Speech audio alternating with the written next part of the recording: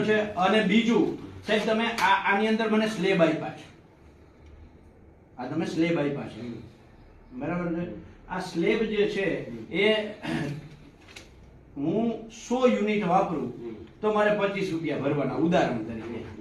હું 101 થી 150 યુનિટ વાપરું તો મારે 35 રૂપિયા ભરવાના પર યુનિટના, એ પછી 100 પછી બરાબર છે। પછી હું 150 થી 200 યુનિટ વાપરું તો મારે 35 ના 40 ભરવાના, બરાબર છે। આવો તમારો આ સ્લેબ યુનિટ છે, બરાબર છે। આ જે છે એ તમે અમારી યારે કાયદેસર ચીટિંગ કરો છો। તમે 2 મહિને બિલ બનાવો છો, કાયદેસર 1 મહિને બિલ બનાવવાનું છે।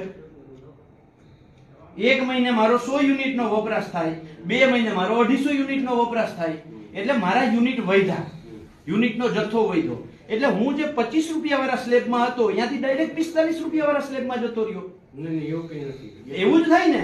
2 મહિને ને 1 મહિને બિલ બને તો યુનિટ નો ટોટલ જે છે જથ્થો, એ લોકો છે ને એ લોકો એ રીતના કરે છે કે 2 મહિના હોય પણ એ કન્સિડર 1 મહિના પ્રમાણે કરીને ના એવું ક્યાંય કરતા કે નથી।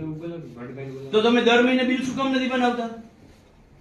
તો તમે દર મહિને બિલ શું કામ નથી બનાવતા? અમુક કેટેગરી છે એનું બાય મંથલી બને છે, અમુક મંથલી બને છે। હા પણ તો તમે 2 મહિને અમારું ઘર વપરાશનું બિલ 2 મહિને બનાવી અને આ સ્લેબમાં મારા બિલના ટોટલ યુનિટ વધે એવું તમે કરો છો, અને ટોટલ યુનિટ વધે એટલે મારો જે સ્લેબ છે સ્લેબ ચાર્જ ઉપર વયો ગયો। આ તો તમે અમારા ગ્રાહક હારે છેતરપિંડી કરો છો કાયદેસરની। એનું તો કેવી રીતના ગણતરી કરે ને હું તમને આપીશ તમને। અમારું છે કે આ જે તમે યુનિટ નું કહો ને બાય મંથલી ને મંથલી એ કન્સિડર કરવાથી કોઈ ફરક નથી પડતો।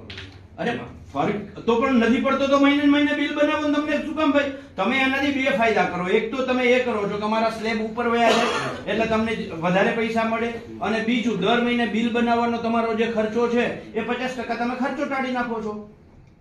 અને જે નોટિસ તમે આપી છે મને, આ નોટિસ જે આપી છે સાહેબ, આ નોટિસ તમે 2003 ઇલેક્ટ્રિસિટી એક્ટ ની કલમ 56(1) મુજબ આપી છે, બરાબર છે। આ 56(1) છે તમારી સામે।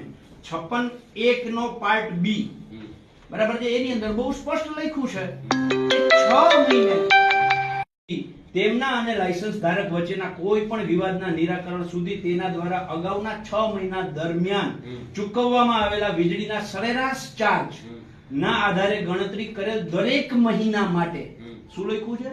દરેક મહિના, દરેક 2 મહિના માટે નહીં, દરેક મહિના માટે તેમના પાસેથી બાકી રહેલ વીજળી ચાર્જ જે ઓછું હોય તે, બરાબર છે।